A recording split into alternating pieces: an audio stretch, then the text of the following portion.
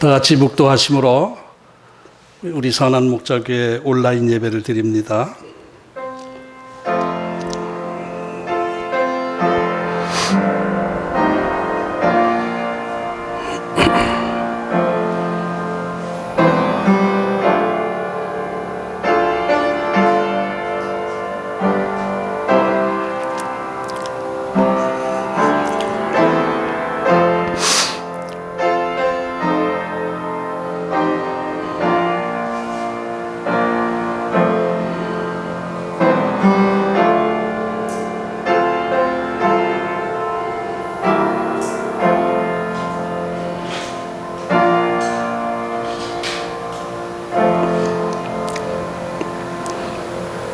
하늘에 계신 우리 아버지여, 이름이 거룩히 여김을 받으시오며 나라의 임하옵시며 뜻이 하늘에서 이룬 것 같이 땅에서도 이루어지이다. 오늘날 우리에게 일용할 양식을 주옵시고 우리가 우리에게 죄 지은 자를 사하여 준 것 같이 우리 죄를 사하여 주옵시고 우리를 시험에 들게 하지 마옵시고 다만 악에서 구하옵소서. 대개 나라와 권세와 영광이 아버지께 영원히 있사옵나이다. 아멘. 다 같이 교동문 39번을 교독합니다. 교동문 39번 시편 95편입니다. 오라 우리가 여호와께 노래하며 우리의 구원의 반석을 향하여 즐거이 외치자. 우리가 감사함으로 그 앞에 나아가며 시를 지어 즐거이 그를 노래하자. 여호와는 크신 하나님이시오 모든 신들보다 크신 왕이시기 때문이로다. 땅의 깊은 곳이 그의 손안에 있으며 산들의 높은 곳도 그의 것이로다. 바다도 그의 것이다. 그가 만드셨고 육지도 그의 손이시로다. 오라 우리가 굽혀 경배하며 우리를 지으신 여호와 앞에 무릎을 꿇자. 그는 우리의 하나님이시오 우리는 그가 기르시는 백성이며 그의 손이 돌보시는 양이기 때문이라. 아멘.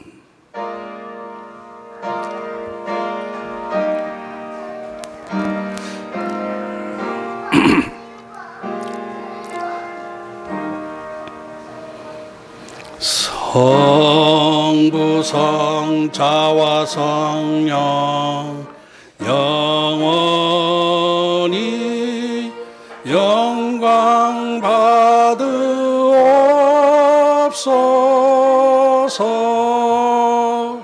태초로 지금까지 또 길이 영원 무궁 영광 영광 아멘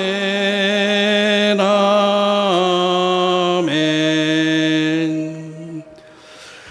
전능하사 천지를 만드신 하나님 아버지를 내가 믿사오며 그의 외아들 우리 주 예수 그리스도를 믿사오니 이는 성령으로 잉태하사 동정녀 마리아에게 나시고 본디오 빌라도에게 고난을 받으사 십자가에 못 박혀 죽으시고 장사한 지 사흘 만에 죽은 자 가운데서 다시 살아나시며 하늘에 오르사 전능하신 하나님 우편에 앉아 계시다가 저리로서 산 자와 죽은 자를 심판하러 오시리라. 성령을 믿사오며 거룩한 공회와 성도가 서로 교통하는 것과 죄를 사하여 주시는 것과 몸이 다시 사는 것과 영원히 사는 것을 믿사옵나이다. 아멘. 다 같이 찬송가 28장 부르시고 기도하겠습니다.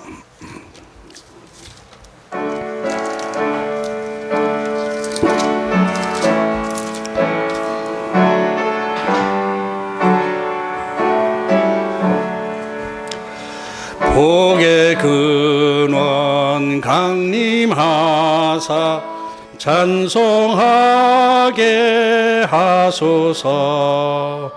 한량 없이 자비하심 증량할 길 없도다. 천사들의 찬송가를 내게 가르치소서.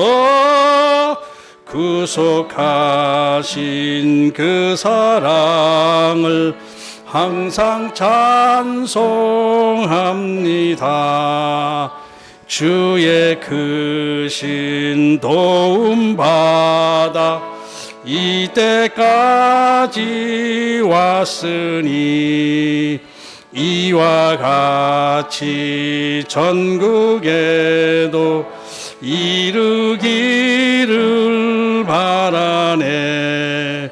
하나님의 품을 떠나 죄에 빠진 우리를 예수 구원하시려고 보혈 흘려 주셨네. 주의 귀한 은혜 받고 일생 빚진 자 되네. 주의 은혜 사슬되사 나를 주께 매소서.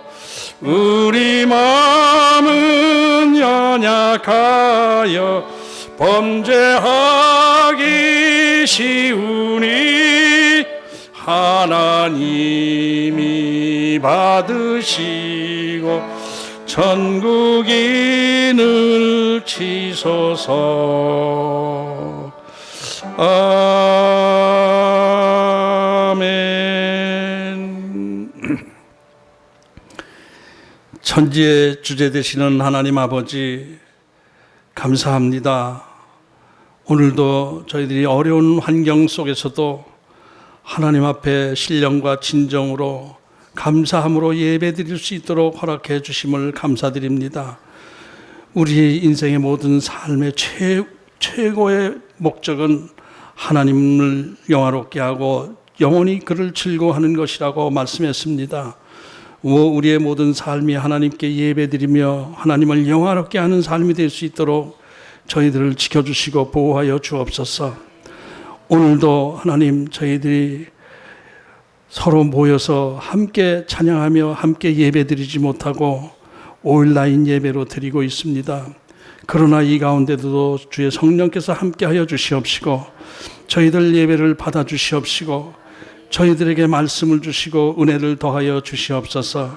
더욱더 하나님 앞에 겸손하게 교회들이 무릎 꿇게 하시고 하나님 앞에 순종하는 저희들 될 수 있도록 도와주시옵소서.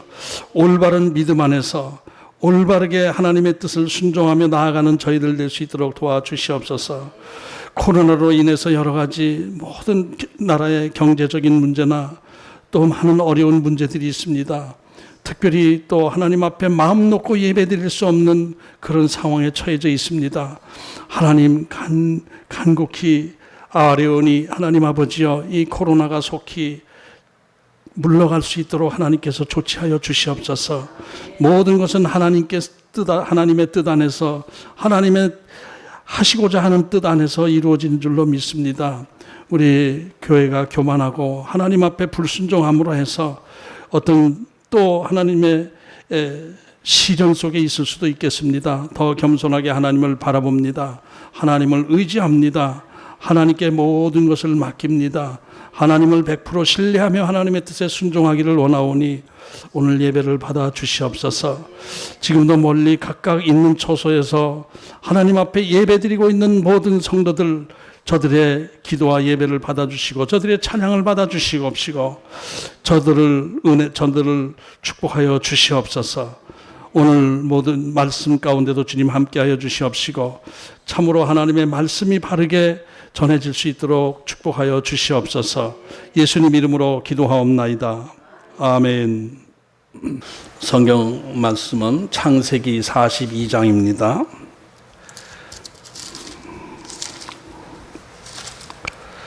창세기 42장 1절로부터 9절까지 봉독합니다. 그때 야곱이 애굽에 곡식이 있음을 보고 아들들에게 이르되 너희는 어찌하여 서로 바라만 보고 있느냐? 야곱이 또 이르되 내가 들은즉 저 애굽에 곡식이 있다 하니 너희는 그리로 가서 거기서 우리를 위하여 사오라. 그러면 우리가 살고 죽지 아니라 하매 요셉의 형 10사람이 애굽에서 곡식을 사려고 내려갔으나 야곱이 요셉의 아우 베냐민은 그의 형들과 함께 보내지 아니하였으니 이는 그의 생각에 재난이 그에게 미칠까 두려워함이었더라. 이스라엘의 아들들이 양식 사러 간 자 중에 있으니 가나안 땅에 기근이 있음이라. 때에 요셉이 나라의 총리로서 그 땅 모든 백성에게 곡식을 팔더니 요셉의 형들이 와서 그 앞에서 땅에 엎드려 절하매 요셉이 보고 형들인 줄을 아나 모르는 체하고 엄한 소리로 그들에게 말하여 이르되 너희가 어디서 왔느냐. 그들이 이르되 곡물을 사려고 가나안에서 왔나이다. 요셉은 그의 형들을 알아보았으나 그들은 요셉을 알아보지 못하더라. 요셉이 그들에게 대하여 꾼 꿈을 생각하고 그들에게 이르되 너희는 정탐꾼들이라 이 나라의 틈을 엿보려고 왔느니라. 아멘.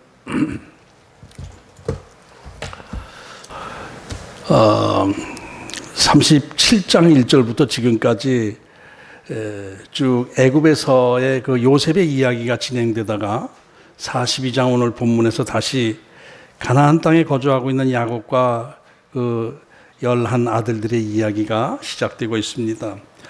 37장 2절을 보면은 야곱의 족보는 이러하니라 이렇게 해놓고 바로 야곱의 이야기가 나오는 것이 아니라 요셉의 이야기가 시작되었습니다.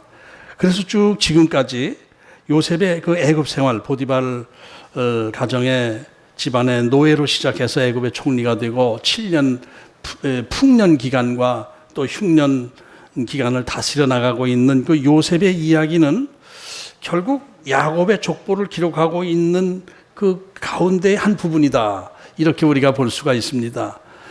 그냥 요셉의 이야기만 길게 진짜 소설처럼 연극처럼 근사하게 이렇게 나오고 있기 때문에 요셉의 이야기가 주가 되는 것이 아니라 야곱의 족보 중에서 요셉의 한 부분이 기록되어 있는 것이다 이런 얘기죠. 야곱의 족보하면은 지금 현재 이스라엘 민족의 뿌리가 되고 있는 그 12지파가 어떻게 해서 시작이 되었고 그 12지파의 후손들은 어떻게 번성하면서 어떻게 명맥을 유지하면서 지금까지 이렇게 유지되어 왔는가 하는 것을 기록한 것이 야곱의 족보가 되는 것입니다. 그런데 이 야곱의 족보를 쭉 인간적인 입장에서 보면 그렇게 되지만은 하나님의 입장에서 보면은 야곱의 족보를 기록하고 있는 그 자체가 하나님께서 어떻게 이스라엘 민족을 이끌어 오셨나라는 것을 우리에게 보여주고 있는 그 내용입니다. 그러니까 모든 것은 하나님께서 하신 것이고 이스라엘 민족이 지금 여기까지 쭉 그 아브라함부터 또 이삭, 야곱 이렇게 쭉 우리가 창세기를 공부해 왔지 않습니까? 했을 때 이제 하나님께서 어떻게 그 이스라엘 민족을 이끌어 오셨나. 야곱부터는 이제 12지파로 나누어지게 되죠. 12지파를 통해서 가나안을 정복하게 되고 가나안 땅에 정착해서 거기서 이제 안주하며 살게 되면서 다윗 임금이 거기서 태어나게 되고 또 그 후손으로 육신적인 후손으로 예수 그리스도가 그 12지파 안에서 태어나게 된 것. 이 과정을 쭉 이제 기록해 나가고 있는 것인데 이것이 야곱의 족보인데 이것을 쭉 우리가 검토해 나가는 것을 그것을 그 과정을 분석해 보는 것을 구속사라고 그래요. 구속사. 하나님의 구원의 역사. 구속사라고 하는 것입니다. 하나님의 구속사. 하나님이 선택하신 백성들을 어떻게 다루어 나가시며 구원의 역사를 어떻게 이루셨는지 그것을 쭉 알아가는 것. 그것이 이제 구속사인데 이것이 중요한 것이 뭐냐면은 성경 전체 맥락 안에서 복음을 바르게 이해할 수 있는 방법이 구속사 안에서 보는 거예요. 그냥 성경을 그저 부분적으로 그때 사건마다 요셉이면 요셉 사건을 별도로 이렇게 분석해서 그때 그걸 보고 성실하게 살면은 이게 축복을 받는다 뭐 이런 식으로 이렇게 풀어나가는 것은 성경 전체 맥락에서 조금 벗어나는 의미가 있죠. 그러니까 요셉이 애굽에서의 그 총리가 되는 과정인 것도 구속사의 한 부분이 되는 거예요. 야곱의 족보를 다루는 한 부분이 되는 것이지 요셉이 이렇게 해서 성공했다라는 것을 별도로 분리해서 생각할 수는 없다는 것입니다. 그래서 성경을 우리가 이해할 때 창세기부터 요한계시록까지 딱 전체적 맥락 안에서 하나님께서 어떻게 하나님의 백성들을 이끌어 가시며 구원의 길로 인도하셨는가라는 것을 일관성 있게 바라보는 것, 이것이 참 중요한 것입니다. 성경을 해석할 때 그렇게 해야 되는 거예요. 그렇게 되는 것입니다. 이 우주 만물이 돌아가고 있는 모든 것이 다 태초부터 지금까지 하나님의 목적 안에서 이끌려왔고, 또 그 가운데 우리 모든 인생들의 삶도 하나님의 목적 안에서 세밀하게 이끌려가고 있는 것을 우리는 알고 있습니다. 우주 만물을 다뤄나가시는 하나님께서 저와 여러분 개개인의 삶의 모습도 세밀하게 이끌어가시는 것, 이런 것을 우리가 알고 있고 믿어야 되는 것입니다. 하나님으로부터 선택받은 하나님의 백성들, 우연히 이 땅에 그냥 태어나서 우연처럼 이런 일 저런 일 겪으며 살다가 우연처럼 이 세상을 떠나는 게 아니고, 우리 인생 모든이 다 세밀하신 하나님의 그 목적 안에서, 하나님의 손길 안에서 세밀하게 이끌려 살아가다가 하나님의 때에 하나님이 부르시면은 다시 하나님 곁으로 돌아가는 것, 이것이 우리 그리스도인들의 정체성입니다. 이게 삶의 자세가 되어야 되는 거예요. 그렇다고 해서 우리 인간들이 그저 로봇처럼 하나님의 어떤 리모컨 조종 안에서 그냥 기계처럼 움직여지는 것이 아니라, 하나님은 우리에게 또 이성을 주셨죠. 생각할 수 있는 능력을 또 부여해 주셨습니다. 그래서 인간 스스로 생각하고 판단하고 행동할 수 있도록 자유의지를 이렇게 하나님께서 주셔서 우리 또 인간은 인간대로 나름대로 행동하면서 살아가고 있는 거예요. 그런데 그것이 하나님의 섭리 안에서, 하나님의 손길 안에서 있단 말입니다. 신학적으로 좀 아주 신비스러운 부분입니다, 이게. 하나님의 섭리 안에 우리 모든 삶이 하나님의 섭리 안에 있지만은, 그렇다고 해서 로봇처럼 인조인간처럼 리모컨에 의해서 움직여지는 것이 아니고, 우리는 우리대로 생각하고 판단하고 하면서 살아가는데, 그것이 전체적으로 보면 하나님의 손길 안에서 움직여지고 있는 것이다. 좀 모순되는 것 같지만은 그렇게 우리가 생각할 수 있는 거예요. 인간이 저대로 뭐 밥을 먹을 때 김치부터 먹느냐 고기부터 먹느냐, 제가 알아서 먹는 거예요. 알아서 먹어요. 그러면서 건강을 유지하는 거예요. 그런데 건강을 지켜주신 분은 하나님이 우리 마음과 생각 김치부터 먹게 하고 또 고기부터 먹게 하고 하는 순간순간 하나님의 손길이 그 안에 있는 것이란 말입니다. 그래서 이제 그것이 보이지 않는 하나님께서 우리 인간을 다루어 나가시고, 우리 육체를 가진 우리들은 서로 보이는 그 삶 속에서 서로 내 이익을 위해서 다투고 갈등하고 싸우고 이렇게 하면서 살아가고 있어요. 미워하고 또 사랑하고 이렇게 살아가고 있어요. 그런데 그것이 하나님의 손길 안에 있고, 하나님은 또 우리의 인간의 그런 약점들, 악함, 이런 것들을 역이용하셔서 하나님의 선하신 뜻을 이루어가고 있는 거예요. 요셉을, 악한 마음을 가지고 요셉을 애굽의 노예로 팔아먹은 것, 그건 참 인간의 악한 모습이 드러나는 것이지만은, 그 가운데 또 하나님은 선하신 계획을 그 요셉을 통해서 이루어가고 계시지 않습니까?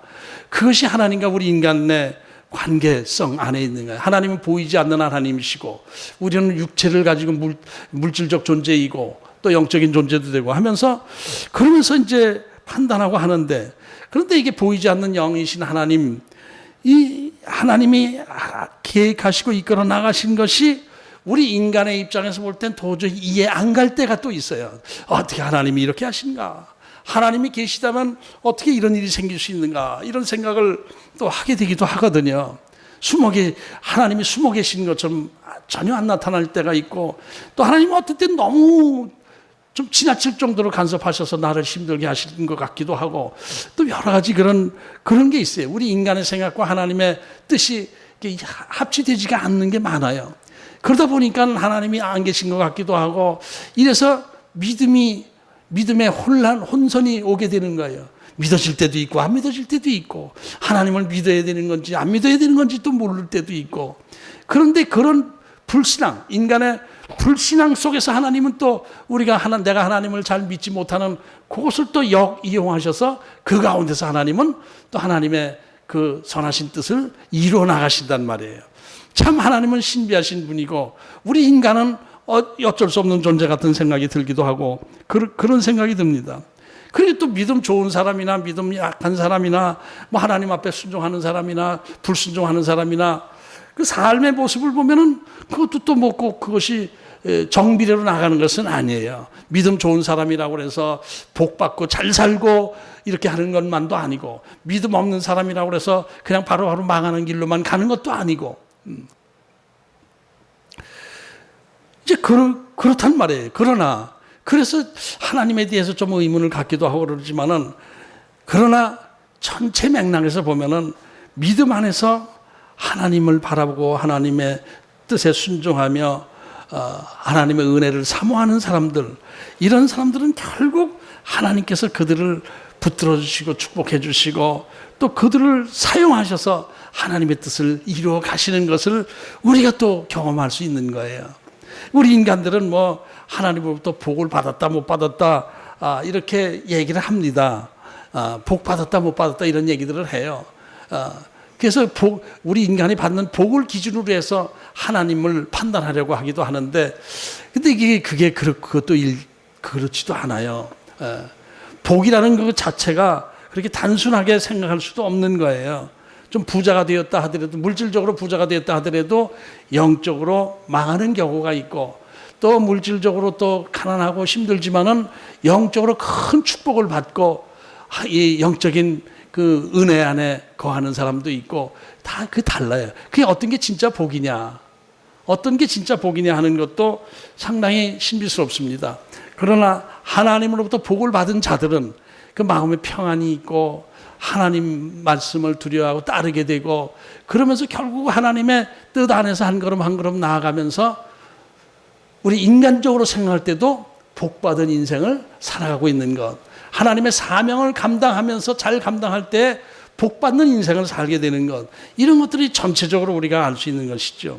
그러니까 전체적으로 이야기할 때 저와 여러분 모두가 다 하나님의 특별한 사명 안에서 이 땅에서 살아가고 있는 것이기 때문에 우리의 영적 시선은 항상 하나님께 두고 하나님의 뜻이 무엇인가를 늘 묵상하면서 순종하려고 하다 보면은 결국 하나님으로부터 쓰임받는 존재가 되고, 하나님으로부터 쓰임받는 걸 잘 순종하게 될 때에 우리가 생각하는, 우리가 그 원하는 그 축복도 그 가운데서 얻어질 수 있는 것이다, 이런 결론을 내릴 수가 있는 것입니다. 그래서 우리가 기도하는 것도 단순하게 그저 하나님 이거 주세요, 저거 주세요, 잘 되게 해주세요, 뭐 건강하게 해주세요, 이런 식으로 기도를 하기도 하지만은 그런 것보다 더 중요한 것은 하나님의 선하신 뜻 안에서 내가 그 사명 안에서 순종하며 하나님의 뜻을 이뤄나가는 과정 중에서 그들의 필요한 것들 하나님께 구하고 또 하나님께 아뢰고 하는 것들, 이런 것들이 우리의 기도의 자세가 되어야 될 줄 압니다. 기도의 응답이라는 것이 내 소원을 하나님께서 들어주시는 것이 아니라, 기도의 응답이라는 것은 하나님의 소원을 내가 이루어 나가는 과정 중에서 하나님의 뜻 안에서 그것이 응답이 되어지는 것이죠. 기도의 응답이 하나님의 뜻을 이루어질 때의 응답인 것이지 내 소원이 이루어지는 것이 기도의 응답이 아니다. 이런 것들을 뭐 우리가 그동안에 많이 공부해 왔고 성경 공부 시간도 했고 하나님을 알아가는 과정 중에서 많은 얘기를 했습니다. 그런데 오늘 좀 길게 또 다시 설명한 것은 이것을 알면서도 우리가 순간순간 하나님을 신뢰하는 믿음이 좀 약해지고 떠나고 육신적인 생각에 사로잡히기도 하고, 그래서 결국 겪지 않아도 될 시련을 스스로 내 믿음 부족함으로 해서 시련을 겪게 되는 경우가 너무나 흔하기 때문에 다시 한번 그 신앙의 원리를 말씀을 드렸습니다. 특히 오늘 본문에 나오는 야곱과 그 10 형제들의 모습, 이 자체도 지금 제가 쭉 얘기한 것처럼 보이지 않는 하나님에 대해서 믿음이 있다 없다 하고, 또 자기 인간적인 그 마음의 상처 이런 것들로 인해서 하나님보다 그 환경을 바라보고 그 안에서 자기 생각대로 삶을 이끌어가려고 하는 그런 모습들이 그대로 보여지기 때문에 이 말씀을 좀 드렸습니다. 그러니까 이 야곱과 그 열 아들들의 그 인간적인 모습이 오늘도 많이 보여지고 있습니다. 본문을 하나하나 좀 봐나가겠습니다.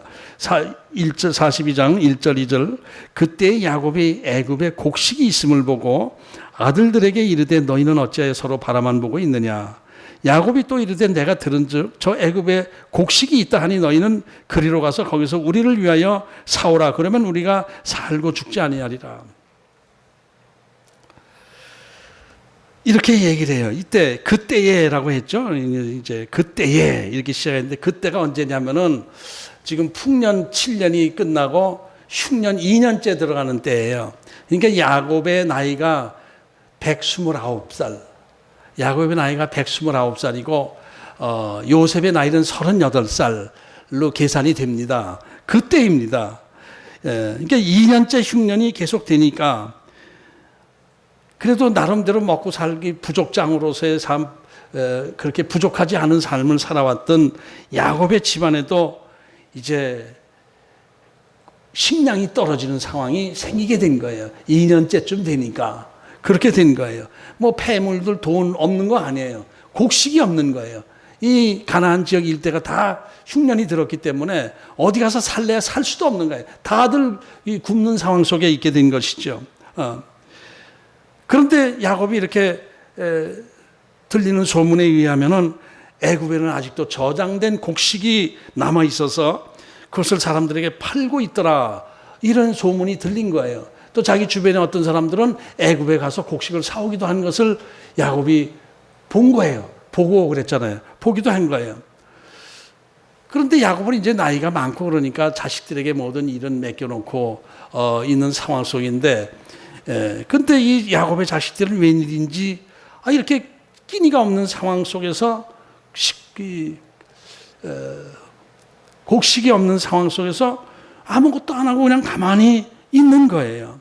형제들 중에 누구 한 사람이라도 형제들 얘기를 해서 우리 애굽에는 그 곡식을 식량을 판다고 하는데 가서 곡식을 사오는 게 어떻겠습니까? 이렇게 상의를 해가지고 뭐 유다가 그냥 루벤에게 얘기를 하는데 이렇게 해서 애굽에 내려갈 어떤 그런 마음가짐을 갖고 있지조차 않은 거예요. 그래서 야곱이 좀 답답하게 생각해서 자식들에게 얘기를 한 거지. 아니 지금 이렇게 먹을 게 없는 상황 속에서 왜 다른 데서는 애굽에 내려가서 곡식을 사다 먹기도 한다는데 왜 너희들은 아무 행동을 취하지 않고 그냥 가만히 있느냐. 애굽에는 식량이 있대. 판대. 그러니 좀 내려가 보는 게 어떠냐고 이렇게 얘기를 한 거예요. 근데 생각해 보면 루벤이나 뭐 시몬이나 뭐 레위나 유다 이런 사람들이 무능한 사람들은 아니었잖아요. 그 디나 사건 때 보면 무능한 사람이 아니라 아주 적극적인 사람들이었어요. 강한 사람들이었어요. 그런데 이런 위기 속에서 가만히 있는 무기력하게 가만히 있는 것은 좀 이상하지 않습니까? 왜 그럴 것 같아요? 왜 그랬을까요? 왜 애굽에 내려갈 생각들을 안 하고 있을까요? 여기에 대해서 많은 학자들은 이렇게 생각해요. 요셉의 형들이 애굽이라는 나라 트라우마를 갖고 있었다. 짐작이 가지 않습니까? 자기 동생을 애굽의 노예로 팔아먹었어요. 애굽하면 섬찟해지는 거예요. 애굽하면 섬찟해지는 거예요.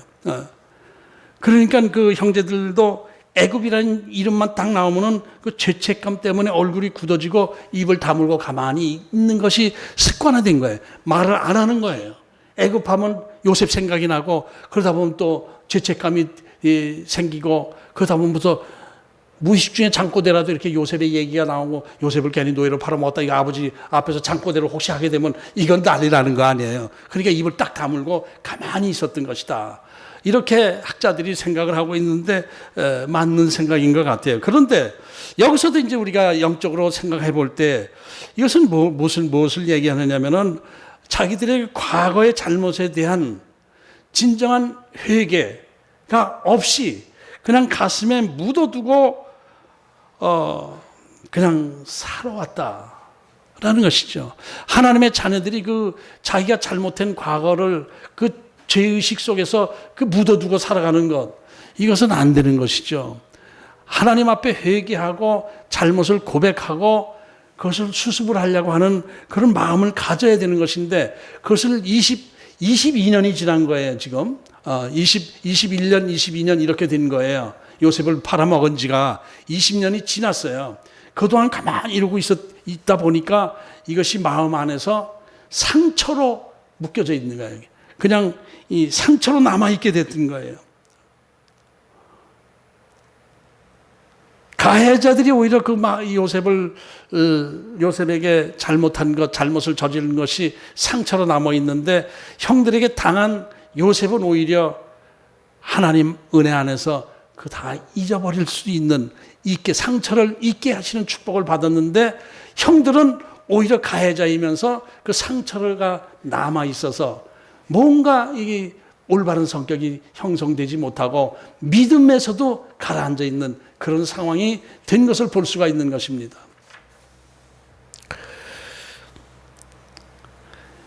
그렇다면 여기서 야곱도 좀 보십시다. 야곱도 자기가 주선해서 그러면 우리 내려가자, 같이 내려가 보자, 이런 얘기도 하지 않고 자식들만 야단치고 있고 한 그 모습에서 야곱의 모습을 보면은, 이 야곱이 생각하는 것이 지금 뭡니까?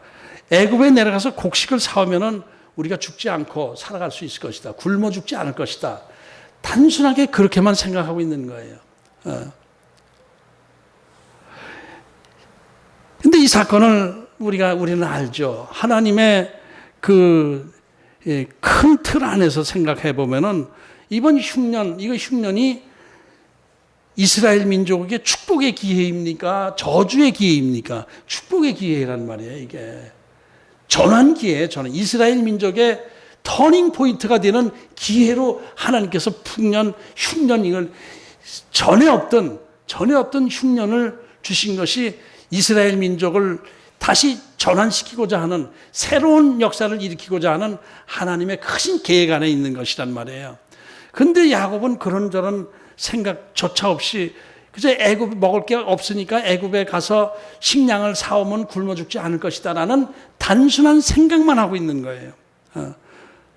물론 야곱도 인간이니까 뭐 하나님의 깊으신 뜻을 다 알고, 영적으로 다 알고, 하나님께서 우리 이번 기회에 우리 민족을, 우리 이 부족을 또 축복의 길로 인도해 주는 과정이다. 그러니까 불안해하지 말고 기도하면서 우선 이 삶 속에서 필요한 것들을 채우자. 애굽에 내려가도 그렇게 내려가자. 여기서 내려가서 우선 채우면서 하나님의 뜻을 바라보자. 이게 아니었단 말이에요. 그냥 환경만 바라보는 거예요. 환경만.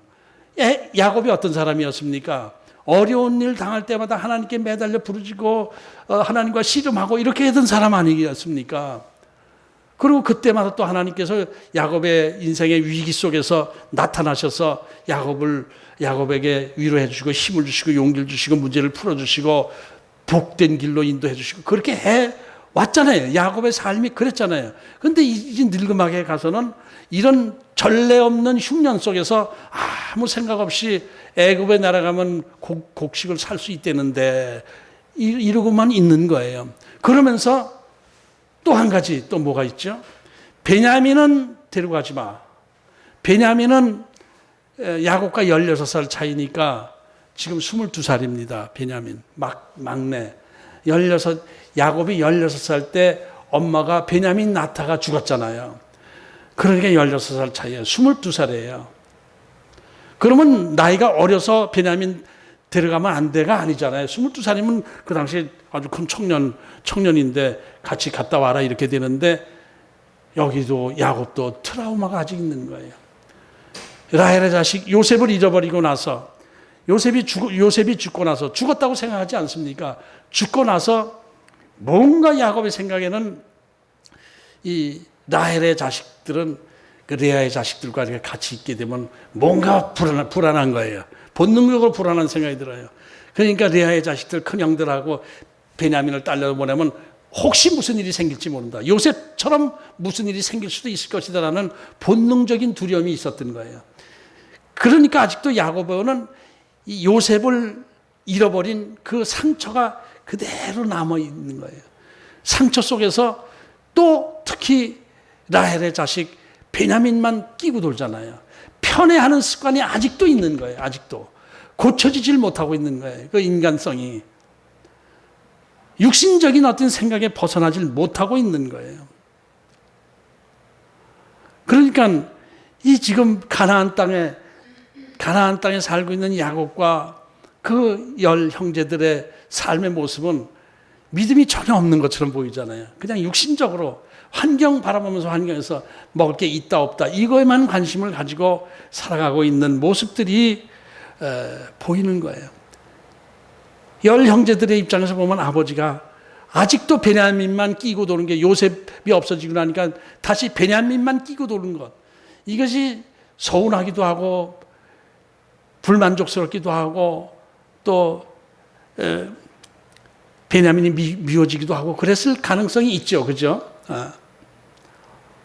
그러나 말을 못하는 것이 아버지에게 죄 지은 게 있잖아요. 자기들이 말 안 하고 감추고 있는 그 죄책감이 있잖아요. 이게 아버지한테 뭐라고 얘기도 못하고 그냥 그렇게 살아가고 있었던 거예요. 전형적인 믿음 없는 사람들의 삶의 모습 보여주고 있는 거예요. 우리는 그동안 요셉의 이야기를 공부하면서 요셉을 공부할 때는 진짜 뭐 요셉 흉볼 일이 뭐 설교 중에 있었습니까? 야곱에 대한 설교할 때는 야곱에게 미안할 정도로 야곱의 신앙 없는 것을 여러 번 설교를 한 기억이 나는데 요셉에 대해서는 한 번도 없었잖아요.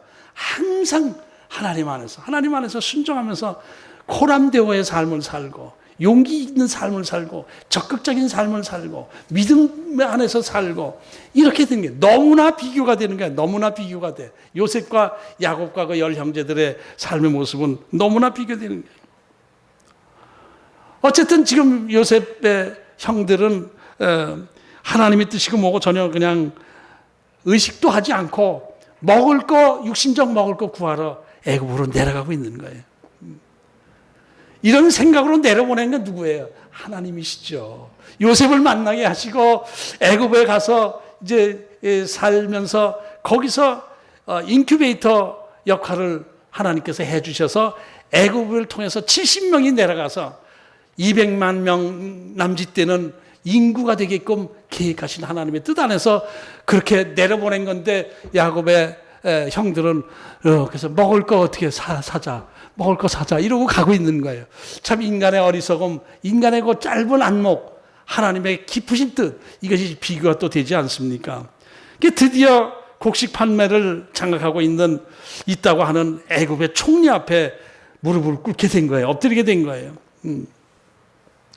요셉의 형들 입장에서 보면 자기들이 애굽의 노예로 팔아먹으면 자기 동생 요셉이 지금 애굽에 자기들이 사정하러 가는 그 총리가 됐을 것이라는 것은 개꿈에도 생각하지 못했을 거예요. 진짜 아무 생각도 없이 간 거예요. 그냥 쳐다보지도 못한 거예요. 근데 애굽 복장이 우리 식계 같은 데서 보면 다르잖아요. 머리도 이렇게 깎고 이런데 좀 따서 이렇게 돼 있고 수염도 애굽 사람들은 안 기르고 그랬잖아요. 근데 이 가나안 사람도 수염 이렇게 기르고 뭐 이게 돌리고 이렇게 했으니까 다르죠. 20여 년 지났다 하더라도 자세히 보면 요셉이라는 걸 알 수도 있겠지만은 상상도 할 수 없으니까 그건 뭐 그냥 엎드리는 거죠.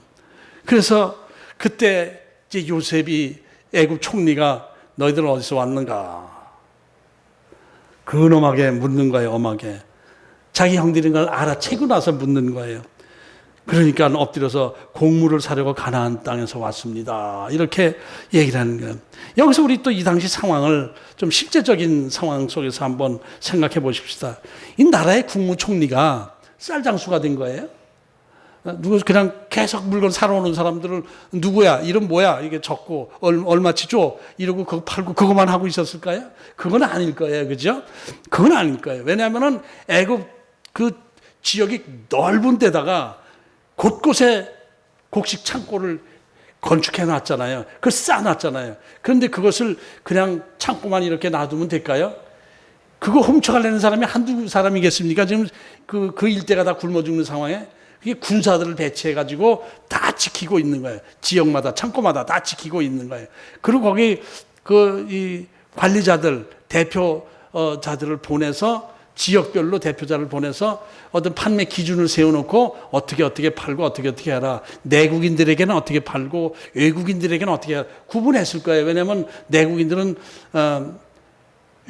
멀리서 오니까 돈 가지고 와서 돈으로 바꿔가지만은 내국인들은 돈도 없고 그래서 가축들을 갖고 양이 얼마리 하고 드릴 테니까 얼마 주세요. 이렇게 할 수도 있고 또 땅 문서 아무것도 없습니다. 이 땅 문서를 드릴 테니까 얼마를 주십시오. 이렇게 되잖아요. 그런 기준을 아마 세워놔서 다 곳곳에 할 거예요. 그런데 어떻게 요셉이 형들은 만나게 되었을까? 이것을 고대 유대 랍비들이 짐작을 한 것은 어떻게 했냐면은 요셉은 형들이 언젠가는 올 것을 알고 있었지 않겠느냐. 그래서 가나안 지역에서 오는 사람들만큼은 나한테 보내라. 이렇게 명령을 했지 않았을까? 이렇게 짐작을 하기도 합니다. 뭐 그럴 듯하죠. 어쨌든 요셉이 쌀 장수 모양 그때 가서 쌀 10가마 보내줘라, 밀 뭐 20가마 보내줘라, 뭐 이렇게 하고 있지는 않았을 거예요. 이 가나안 땅에서 아마 이렇게 신청자들이 오면 이렇게 명단 보고 아마 그때 요셉이 형들이 왔네 이래가지고 그때 딱 나타났을 수도 있고 그런 거예요. 그래서 그런 상황 속에서 우리가 판단하는 게 좋을 것 같습니다. 또 형들이 드디어 찾아왔어요. 그런데 요셉은 형들을 모른 채하고 통역을 세워서 그들과 대화를 하고 있는 거예요. 통역을 세워서 모른 채하고 있는 거예요. 구절을 봐요. 구절을 보면은 요셉이 그들에게 대하여 꾼 꿈을 생각하고 그들에게 이르되 너희는 정탐꾼들이라 이 나라에 틈을 엿보려고 왔느니라. 뒤집어 씌우고 있죠. 네, 뒤집어 씌우고 있어요. 뭔가. 근데 그 앞에 꾼 꿈을 생각하고 나오는 거예요. 꾼 꿈을. 요셉은 그동안 다른 사람들의 꿈을 많이 해몽해주고 예언해주고 이렇게 했지만은 자기의 꿈에 대해서는 구체적으로 아직 모르고 있었잖아요. 그죠? 형들의 집단이 자기에게 절하는 것, 해달별이 자기에게 절하는 것. 이게 무엇일까? 내가 좀 신분이 높아진다는 것, 그런 것들은 짐작이 되는데 이게 무슨 의미일까? 모르고 있었죠. 그럴 때 형들이 왔을 때 요셉이 많은 생각을 했을 거예요. 형들이 왔다 할 때, 이것이 꿈이 이루어지는구나. 하나님께서 나에게 주신 꿈이 이루어지는 장면이 왔구나. 그렇다면 이건 무엇을 의미할까? 형들이 나한테 무릎 꿇고는 무엇을 무릎 꿇을 건가? 물론 양식을 사러 왔죠. 하지만 그것으로 끝났나? 양식 팔아서 곡식 팔고 보내주면 그것을 끝일까? 그건 아니지 않겠습니까?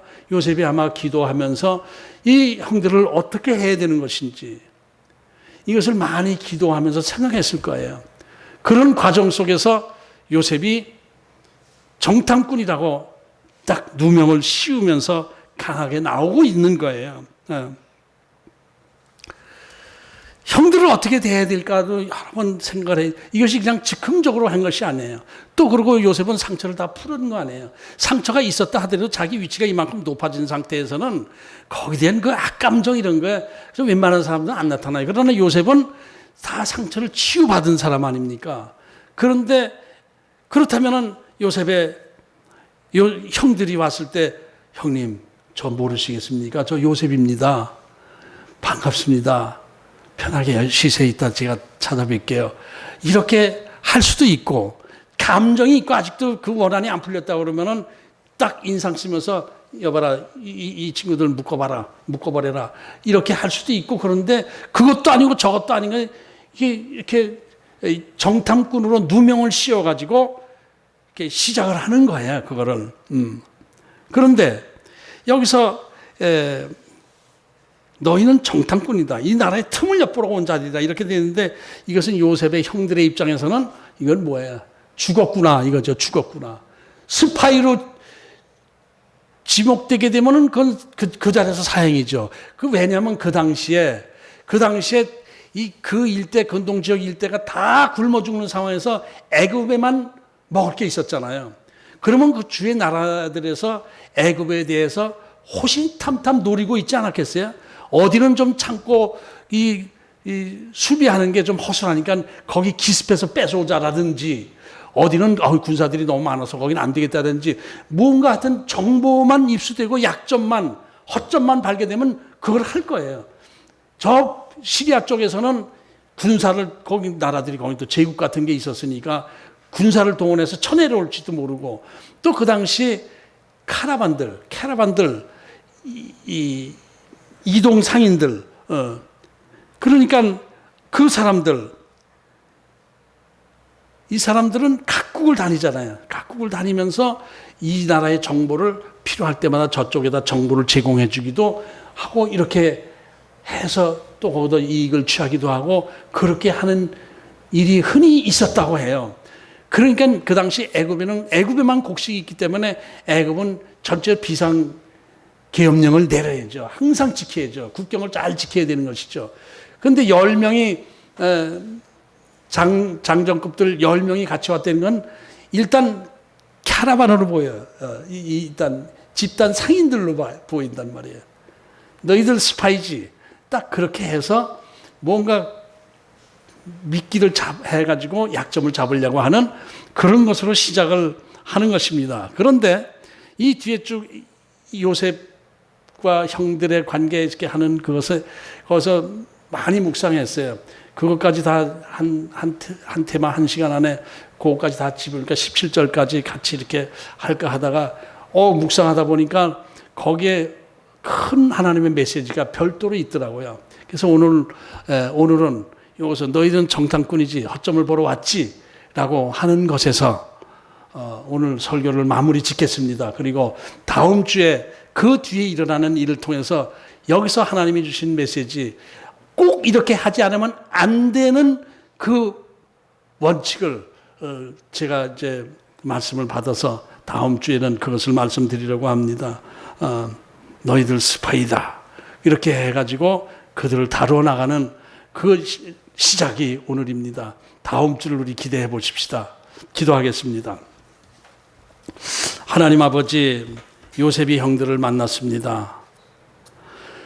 그동안에 요셉은 20여 년간 정말 어려운 시련 속에서 하나님 바라보고 하나님 의지하면서 영적인 삶을 살고 하나님부터 크게 쓰임받으면서 애굽의 총리가 되었습니다.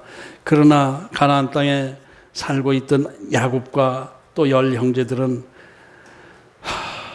그 자기들에게 잘못된 과거를 씻지 못하고 돌이키지 못하고 깊은 상처를 몸 안에 가지고 마음속에 갖고 있으면서 육신적인 삶을 살고 있는 모습을 또 보았고 그 형들이 요셉에게 와서 무릎 꿇게 된 과정을 보았습니다.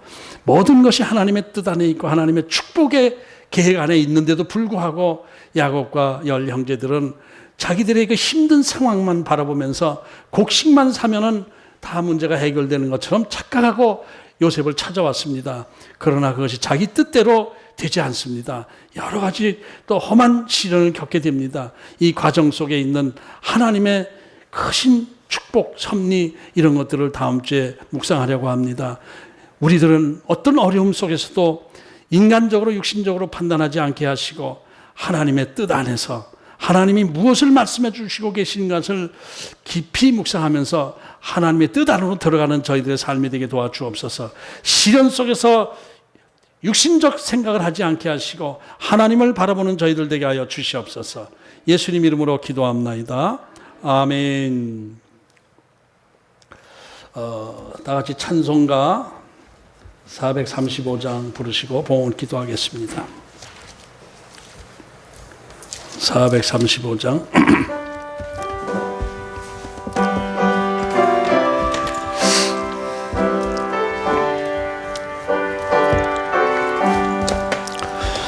나의 영원하신 기업 생명보다 귀하다. 나의 갈 길 나가도록 나와 동행하소서.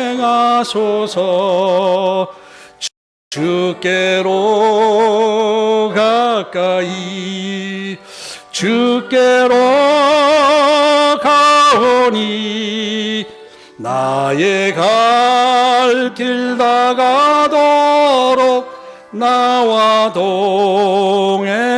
하소서.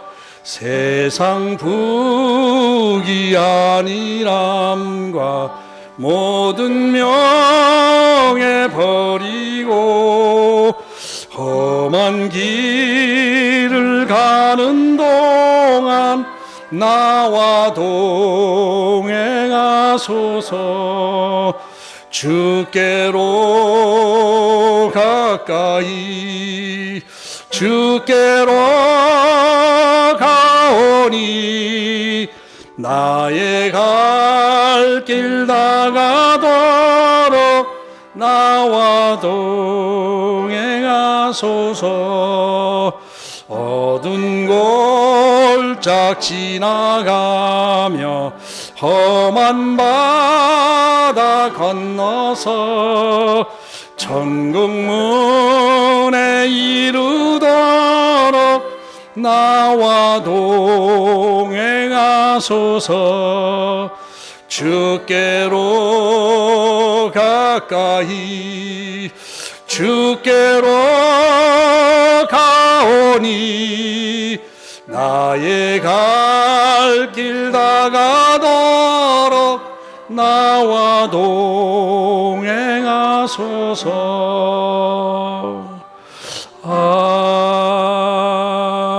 아멘.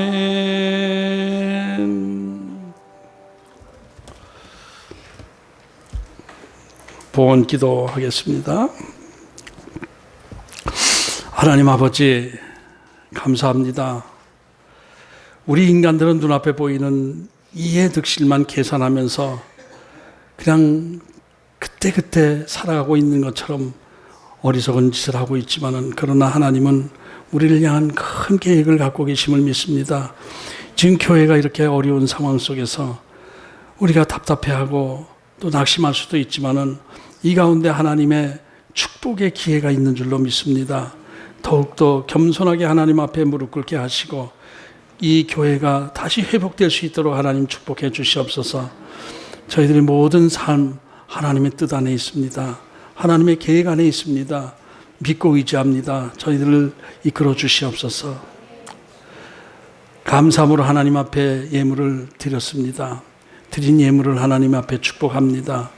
정성껏 마음을 다하여 하나님 앞에 드린 예물입니다. 저들의 마음을 굽어 살피시고 저들의 마음의 소원을 하나님 아시오니 저들의 소원을 하나님의 뜻 안에서 이루게 하여 주시옵소서. 이 예물이 쓰이는 곳에도 하나님 영광 드러내게 하여 주시옵소서. 감사하옵고 예수님의 이름으로 축복하며 기도하옵나이다. 아멘. 온라인 예배, 비대면 예배가 또 2주간 연장을 했더라고요.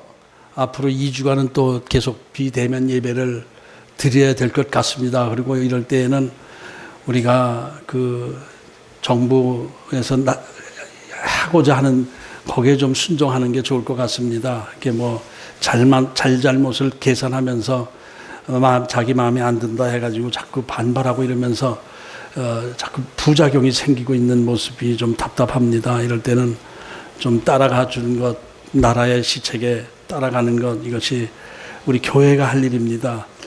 대통령이 교회 지도자들을 이렇게 만나서 교회 우리들의 입장을 대변해 줬더라고요. 이렇게 해줬는데 서로가 어디든 부딪히는 게 있고, 근데 교회가 다 잘했다라고 지금 큰 소리 칠 수 있는 입장도 아니고, 우리 교회가 좀 더 겸손하게 조심하면서 절제하고 세상적으로 뭐 식당 이런 거 조심히 다니고 사람 많은데 다니지 않고 마스크 쓰고 지켜야 될 그것을 지켜나가면서 교회가 지목되지 않도록 우리가 애를 써야 될 줄로 압니다.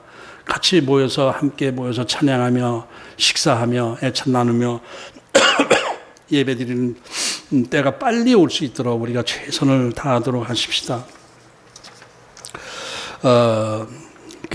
교회를 위해서 우리가 더 기도해야 됩니다. 지금 이것이 우리 교회의 입장에서는 재난이 될 수 있고 순환이라고 볼 수도 있지만은 이 기회를 통해서 교회가 각성하고 바르게 방향을 돌리고 할 때 이것이 길게 보면은 교회가 회복되는 어떤 기회가 될 수도 있지 않겠습니까? 교회가 세상에서 본이 되는 그 역할을 감당해야 되는 과정까지 좀 우리가 가야 될 줄로 압니다. 지금 가정에서 다 예배드리고 계시는 분들 겸손하게 하나님 앞에 예배드리고 기도하고 찬양하고 축도받고 그러시고 가족끼리 애찬을 나누시기 바랍니다. 그리고 속히 만나 뵙고 싶어요. 만나 뵙고 싶습니다. 조심하시고 이게 코로나로부터 생활이 좀 떨어져 있는 삶을 사시고 건강한 모습으로 만나 뵙기를 기도합니다. 교회를 위해서 우리 기도해 주시고 성도들의 모든 삶을 위해 지금 우리 교회 성도님들도 여러 가지 이 코로나로 인해서 어려움을 겪는 분들이 꽤 많이 있습니다. 월급이 20% 깎이고 모든 또 계약이 해지가 되고 이래서 우리 교회 성도들 중에서도 집사님들 중에서 경제적으로 이렇게 어려움을 겪고 있는 분들이 있습니다.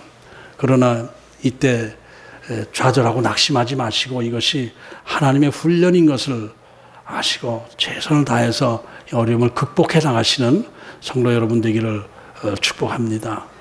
이 어려움이 전화 위복의 기회가 될 수 있도록 기도하면서 이겨나가십시다. 힘을 내시기 바랍니다. 화이팅 하십시다.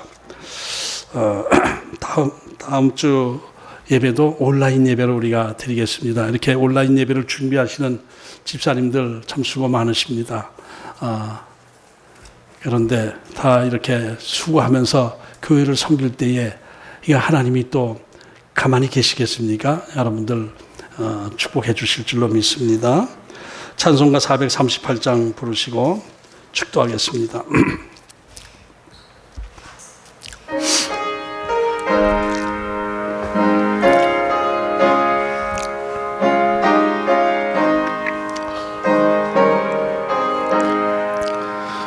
내 영혼이 은총 입어 중한 죄짐 벗고 보니 슬픔 많은 이 세상도 천국으로 하도다. 할렐루야 찬양하세. 내 모든 죄 사함 받고 주 예수와 동행하니 그 어디나 하늘나라. 주의 얼굴 뵙기 전에 멀리 뵈던 하늘나라 내 맘속에 이루어지니 날로 날로 가깝도다. 할렐루야 찬양하세. 내 모든 죄 사함 받고 주 예수와 동행하니 그 어디나 하늘나라. 높은 산이 거친 들이 초막이나 궁궐이나 내 주 예수 모신 곳이 그 어디나 하늘나라.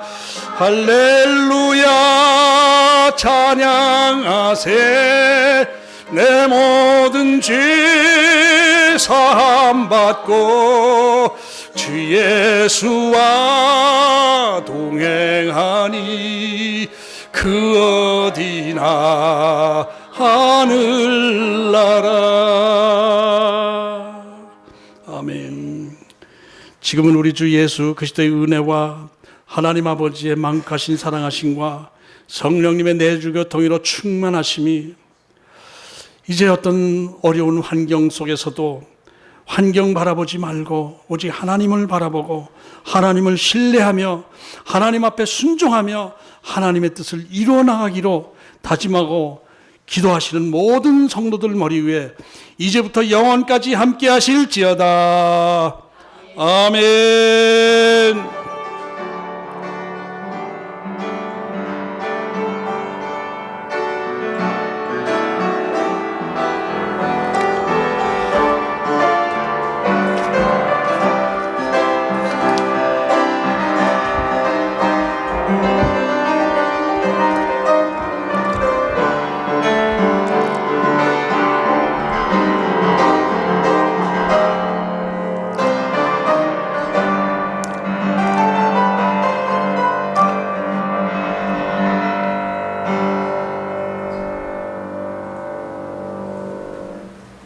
할렐루야, 할렐루야. 하나님께 영광.